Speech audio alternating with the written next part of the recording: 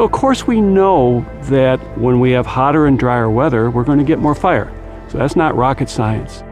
But what we're seeing is a potentially permanent change in our weather patterns to drier summers, longer fire seasons, and just having fire become a more prominent player across the landscape.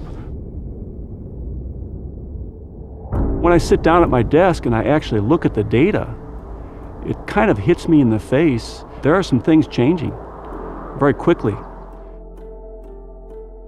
We have about 100 years of fire history data in the western United States. And it's very easy to develop a statistical relationship between climate and fire occurrence.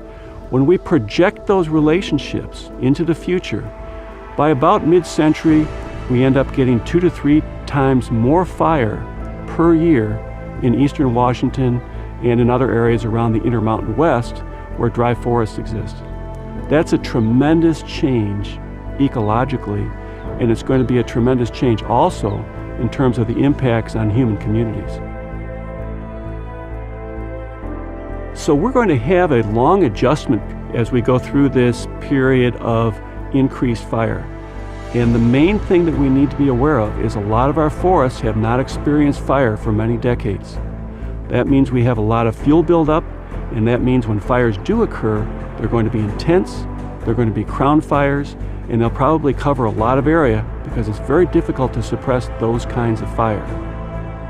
At some point later in the 21st century, we may catch up with what I call the fire debt, but at least in the near term, we can probably expect to have a lot more of these high-intensity, large fires.